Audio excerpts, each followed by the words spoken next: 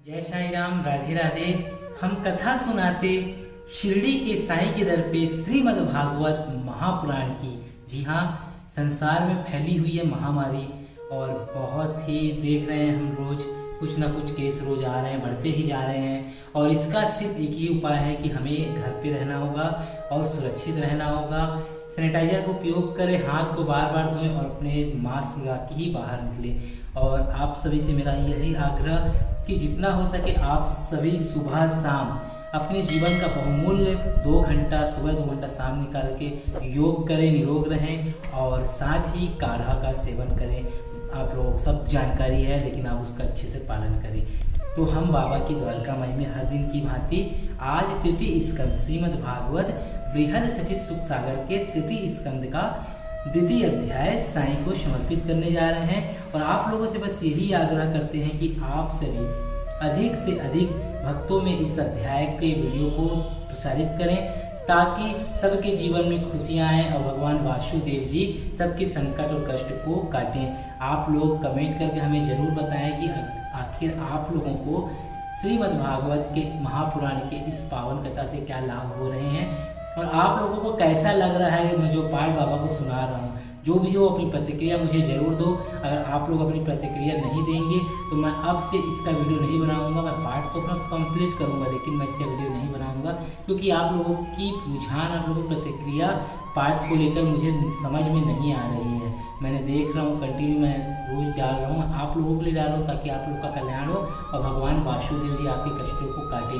वैसे मैंने तो ठाना है इस पाठ को संपूर्ण करूँगा और बाबा को सुनाऊंगा, इसलिए आप लोग से पूछ रहा हूँ अपनी प्रतिक्रिया हमें जरूर दीजिएगा, ताकि आप लोग बता पाएँ कि हमें हमारे द्वारा जो पाठ बाबा को सुनाया जा रहा है इससे आपको क्या लाभ हो रहे हैं और आप इससे खुश हैं और आपको इससे लाभ हो रहा है। तो चलिए साईनाथ महाराज प्रारंभ करते हैं द्वितीय अध्याय को। उद्धव से विदुर का श्री कृष्ण की कुशल पूछना और उद्धव द्वारा सब हाल सुनाना। श्री सुखदेव जी बोले, हे राजन, उद्धव से मिलने के बाद विदुर जी ने उनसे पूछा कि हे भक्तराज उद्धव, तुम एक क्षण के लिए भी प्रभु से अलग नहीं रहते थे, फिर क्या कारण है जो आज मैं तुम्हें यहाँ अकेले देख रहा हूँ? कहो मेरे प्राणाधार श्याम सुंदर श्री कृष्ण बलराम जी, प्रभुमन अनिरुद्ध साम शूरसेन वासुदेव देवकी और अकुर आदि कुशल पूर्वक तो हैं। युधिष्ठिर और अर्जुन आदि सभी पांडव, कुंती, द्रौपदी एवं मेरा अंधा भाई धृतराष्ट्र, ये सब लोग अच्छी तरह तो हैं। मैं यहाँ भली प्रकार जानता हूँ कि भगवान श्री श्याम सुंदर ने भूमि का भार हरण करने के लिए कौरवों की बुद्धि को नष्ट कर दिया था। हे उद्धव, अब तुम मुझे उन श्री कृष्णचंद्र जी की कुशल क्षेम सुनाओ, जिनका वृत्तांत सुनने से तीर्थ स्नान का पुण्य फल मिलता है। विदुर जी के ऐसे वचन सुनकर भक्तराज उद्धव के नेत्रों में आंसू भर आए। तब उन्हें रोते हुए देखकर विदुर जी ने अपने हृदय में यह अच्छी तरह जान लिया कि श्री कृष्णचंद्र जी अपने परम धाम को पधार गए थे। इसी कारण उद्धव जी उनकी याद करके आंसू बहा रहे हैं। तब थोड़ी देर बाद उद्धव जी ने आंसू पोंछते हुए कहा कि हे विदुर जी, मैं तुमसे भगवान कृष्णचंद्र जी का समाचार किस प्रकार कहूँ, क्योंकि भगवान श्री कृष्णचंद्र रूपी शूर छिप गया है और कलयुग रूपी रात्रि का आगमन हो गया है। अतः मैं तुमसे उनकी बड़ाई कहाँ तक करूं?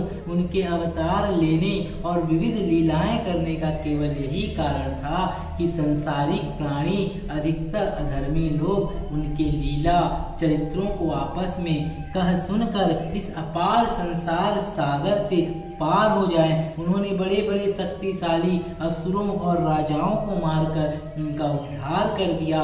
उन्होंने स्वयं अपनी मर्जी से ही भूमि का भार हरण करने के लिए कौरव पांडवों में महाभारत का युद्ध कराया था। उन्होंने ही समस्त कौरवों को नष्ट किया तथा उन्होंने ही 5 पांडवों की रक्षा करके उन्हें राज्य सिंहासन दिलाया था। उन्हीं ने दुर्वासा ऋषि से शाप दिलवाकर 56 करोड़ यादवों को आपस में युद्ध करवाकर मरवा दिया। इसलिए उनकी याद करके मुझे बड़ा दुख हो रहा है। हे विदुर जी, तुम यह सत्य समझो कि जब से श्री कृष्णचंद्र जी यादवों को नाश कराकर गौलोक धाम को पधारे हैं, तब से जगत में सत्य और धर्म उठ गया है। मैंने उनसे बहुत विनय की थी कि मैं निरंतर आपकी सेवा में रहा हूँ, इसलिए आप इस समय में मुझे अपने साथ ही ले चलिए, परंतु उन्होंने मुझे अपने साथ ले चलने की आज्ञा ना देकर यह कहा कि तू बदरी आश्रम में जाकर मेरा तप कर, उसी से तुझे मुक्ति मिल जाएगी। हे विदुर जी, उन्होंने मुझे जो ज्ञानोपदेश दिया था उसकी कथा श्रीमद् भागवत के 11वां स्कंद में है। एक प्रमुख ज्ञान उन्होंने मुझे यह भी दिया था, केवल मुझे ही नित्य समझकर इस समस्त जगत को नाशवान जानो। जीवात्मा कभी नहीं मरता है, इस कारण मेरे जाने का शोक मत करो। जिस तरह प्राणी एक वस्त्र छोड़कर दूसरा वस्त्र पहन लेता है, उसी तरह यह जीवात्मा एक देह को छोड़कर दूसरे देह में प्रवेश कर जाता है, इसलिए मृत्यु का शोक नहीं करना चाहिए। श्रीमद् भागवत बृहत सचित सुख सागर के तृतीय स्कंद का दूसरा अध्याय संपूर्ण हुआ। यहाँ पर श्री कृष्णचंद्र जी ने, सुखदेव जी ने यही बताना चाहा है कि प्राणी का जो शरीर है वह एक वस्त्र की तरह है, और जो जीवात्मा है, जो हमारी अंतरात्मा है, एक देह को छोड़कर दूसरे देह में प्रवेश कर जाती है। इसका हमें शोक कभी भी नहीं करना चाहिए। तो आप सभी से पुनः आग्रह करूंगा कि आप लोगों के घर में जो भी ग्रंथ हो, आप प्रतिदिन उसका पाठ करें, सुबह शाम करें, अपने घर के सभी सदस्यों को सुनाएं और जोर जोर से पाठ करें, क्योंकि इस समय हमें सिर्फ प्रभु का ही आश्रय है, भगवान का ही आश्रय है। तो आप लोग मेरी बात को, विनय को स्वीकार करें और अपने घर पे अधिक से अधिक किसी भी महाग्रंथ का पाठ पारायण करें, जिस प्रकार हम बाबा को सुना रहे हैं, ताकि संकट की जो विपदा की घड़ी आन पड़ी है, भगवान उसे खत्म करे और सबके परिवार की रक्षा करे। यही प्रार्थना मैं आप लोगों से करता हूं। अगर आप लोगों ने चैनल को सब्सक्राइब नहीं किया है, सब्सक्राइब कर लीजिए, बेल आइकन को ऑन कर दीजिए और अधिक से अधिक जनहित में वीडियो को शेयर करें, ताकि सभी भक्तों का कल्याण हो। राधे राधे। साईनाथ महाराज आप सबका भला करे। ओम साई राम।